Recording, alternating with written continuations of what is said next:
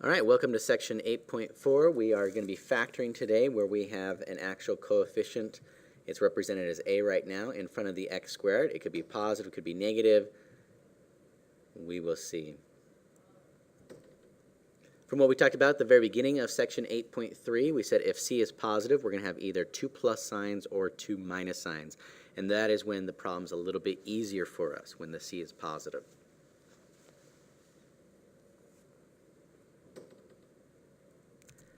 However, if the c is negative, that's when we have more options we have to worry about. We do have one plus sign, we do have one minus sign. And just like in section 8.3, we're still going to be using our magic X and magic box.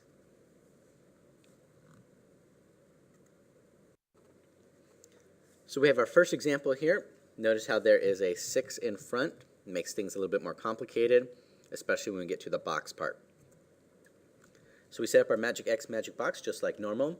I find my product again by multiplying the front by the back. So this time I do have 6 times 2, so I got 12n squared. And then my sum is just the middle. If you notice, everything is positive, so it makes it a little bit easier for our first problem here. To find our two mystery numbers, we could possibly list them out again if we need to, but I think a lot of you are probably catching on by now that 1 times 12 is definitely 12. And it's going to add to give you 13. So I've got my mystery numbers pretty quick this time. Just like in section 8.3, I'm going to put my box items correctly. So I've got my 6n squared in the front. Notice how it's not just a basic nn. And then my 2 goes at the back. I've got my two mystery numbers in the correct spot as well. So none of that is different. I do need to be a little bit more careful with my magic box this time, though. So I'm still going to ask myself the exact same question. I'm going to be using my greatest common factor. So the question is, what can 12 and 2 both be divided or factored by? Reminder, it's not what is 12 divided by 2, so please do not put a 6 up here. 12 and 2 can both be divided or factored by 2. Down in the corner here again, 1 and 2, those can both be divided or factored by 1. Now, the new part here, this is what is new in section 8.4. 6 and 1, what can those both be divided or factored by? And that would be a 1, but it's going to be a 1n, or just an n. And this time here, 6 and 12, those can both be divided or factored by 6. And of course, they have an n as well. So I'm going to do my mental check like we've done previously, just to make sure I've done things correctly. I've got 6n times n, and that does give me 6n squared. I have 6n times 2, and that does give me 12n. I have 1 times n, and that does give me 1n. And then 1 times 2, and that does give me 2. I find my answer the exact same way. I just got my two binomials. I like finding my first binomial from the top and my second binomial from the side. Everything is already positive again, so we have our two binomials as n plus 2 times the quantity 6n plus 1. And remember, quantity, that's just a fancy way of saying parentheses. Now, if you set it up a little bit differently, your 6n plus 1 could possibly be in the front. But I want you to really notice this 6n, it has to be with the 1. Cannot be with the 2. Our next problem, I noticed that the c is negative, so it's a little bit more difficult. So we still set up our magic X and magic box the exact same way. Let's find our product. We do 4 times negative 3, so that's going to be negative 12y squared. And then my sum is positive 4y. Like what we did at the end of 8.3, the little reminder, if the product is negative, I'm going to be needing a positive sign and a negative sign. And since my sum is positive, the bigger needs to be positive. So if you haven't started listing them out, please do so.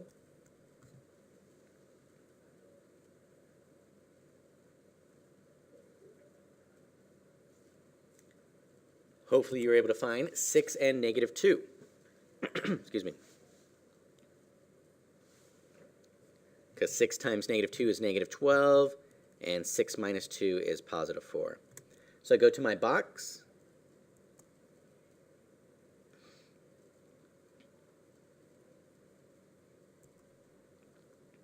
I'm going to use my greatest common factor. I'm not going to worry too much about the negative signs just yet. So let's see. 6 and 3, those can both be divided or factored by 3. 2 and 3, those can both be divided or factored by 1. Notice how they both have a negative sign in common. 4 and 2, those can both be divided or factored by 2. Keep the y. And then 4 and 6, those can both be divided or factored by 2, and keep the y. For our mental check, we'll see if our negative sign is in the correct spot.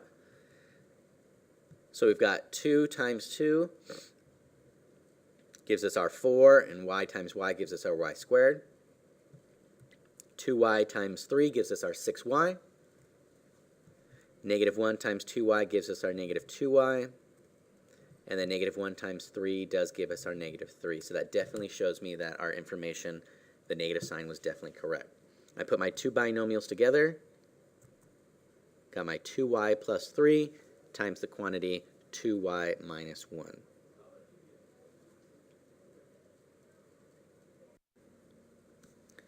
So for this problem, we want to notice that our c value is negative and our sum is also negative. So our trinomial is going to be a little bit more complicated to figure out. We're also going to notice that as we find our product, we are going to have a larger number, and that can complicate things. So our product, again, is found from 6 times negative 10, and the x squared tags along, like any annoying brother or sister that you may have. Our sum is just the middle again, negative 11x. Now, since the product is negative, that tells me my mystery numbers, one of them is positive and one of them is negative. And then since my sum is negative, that tells me that my bigger digit or my bigger mystery number has to be negative. So if I were to list them out, I would start with 1, positive 1, and negative 60. Positive 1 times negative 60 does give you negative 60 for the product, but it does not give you negative 11 for your sum. But at least you're in the negative side. If you're to list out positive 2 and negative 30, again, that gives you the top, but that would give you negative 28, but we're getting a little bit closer. I'll give you a moment to try and find the two mystery numbers. If you keep listing them out, you will find it in just a moment.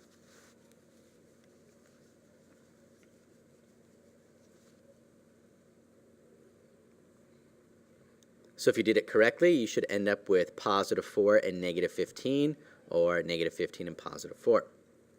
Again, I go to my box, fill it out just like we've been doing in the past. Again, we are going to be a little bit more careful as we do our greatest common factor. So I ask myself again, what can 15 and 10 both be divided or factored by? I also notice they both have a negative sign. So that should give me a 5, or very specifically a negative 5. We'll confirm to see if we did that correctly. What can 4 and 10 both be divided or factored by? And we've got a nice 2. Got to be really careful here. 6 and 4, what can those both be divided or factored by? And that's going to be a nice 2. The x tags along. And then 6 and 15, what can those both be divided or factored by? And that'll be a nice 3 with the x tagging along. So let's check it, make sure our negative sign and everything else is correct. 3x times 2x, that does give us 6x squared.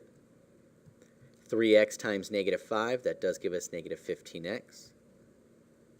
2 times 2x, that does give us 4x. And 2 times negative 5, that does give us negative 10. So obviously our two binomials are correct. Make sure that your 5 is the one with the negative sign, and your 2 is our positive, so we will have a plus sign for our answer. 2x minus 5 times the quantity 3x plus 2.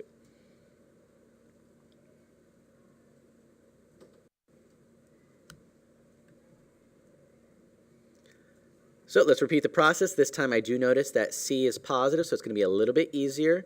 My sum is negative. Got to be a little careful there. So my product again is found 10 times 4. So you should have 40k squared. And then the sum, just the middle, negative 13k. Now, since my product is positive, but my sum is negative, think about what the two mystery numbers need to be. Are they both plus signs, both negative signs, or is it one of each? And if you remember back from the very beginning of today's notes, I had you write it down. If C is positive, it's either two plus signs or two minus signs. But since our sum is negative, it's actually going to be two minus signs. So if I were to list them out on the side again, it would be negative 1 and negative 40, or negative 2 and negative 20. For some reason, students have difficulty finding this one. I'll give you a moment to see if you can do so.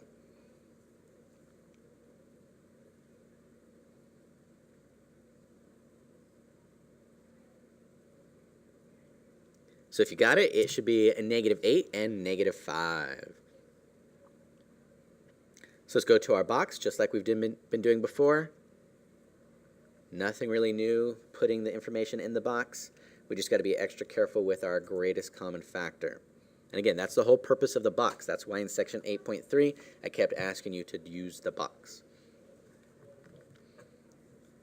So I asked myself, what can 8 and 4 both be divided by? And that, or factored by, and that would be a 4. We'll check our negative sign in a moment. What can 5 and 4 both be divided or factored by? And that would be a nice 1. We'll check our negative sign in a moment. But if you do remember, we did say the two mystery numbers are negative. So that's why we've got negative on both of them. What can 10 and 5 both be divided or factored by? And we got a nice 5 with the k. And then what can 10 and 8 both be divided or factored by? And that'll be a 2 with a k. So checking real quick, 2k times 5k is 10k squared. 2k times negative 4 is negative 8k, so we were correct with our negative sign. Negative 1 times 5k is negative 5k. We were correct with our negative sign again. And then negative 1 times negative 4 does give us positive 4. So we got our two binomials. We do remember that they're both negative or both minus signs. So we got 5k minus 4 and 2k minus 1. Remember, if you wanted to, 2k minus 1 could be in the front. Just make sure the 2k has the 1, not the 4.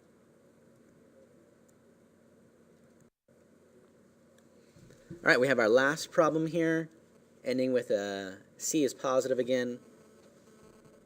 So let's go ahead and set up our Magic X and Magic Box, just like we've been doing in many days now. Our product, we've got 7 times 6, so a little bit larger number here, 42. And then our sum is negative again. So if you remember from the previous one, when the sum is negative but the product is positive, I'm going to be needing my two mystery numbers to both be negative. So for this one, listing them out is going to be very helpful. I'll give you a moment to try and list them out.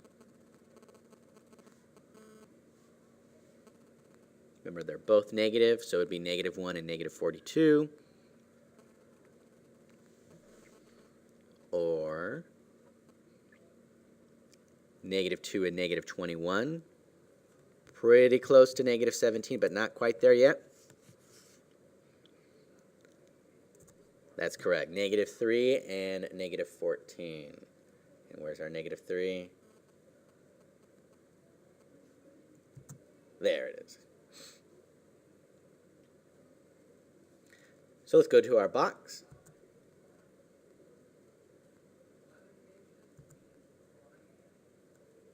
Now remember, both mystery numbers were negative, so that means both binomials need to be negative. So when I'm doing my greatest common factor, I need to be real careful there. So we got 14 and 6. Those can both be divided or factored by 2 with a negative sign.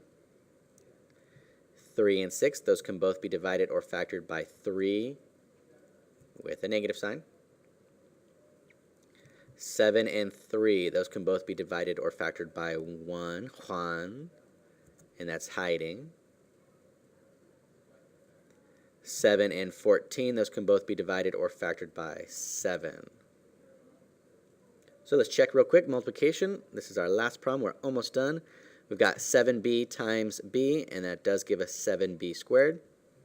7b times negative 2, confirmation that we were correct with our negative sign, because that does give us negative 14b. Negative 3 times b does give us negative 3b. Again, confirmation with the negative sign. And then negative 3 times negative 2, it does give us positive 6. So again, to end us off, we have our two binomials. First one's found from the top. That's what I like doing. And second one from the side. So we've got b minus 2 times the quantity 7b minus 3. All right, the next time that we meet, we're actually going to be dealing with some special factoring, and we'll learn those strategies then.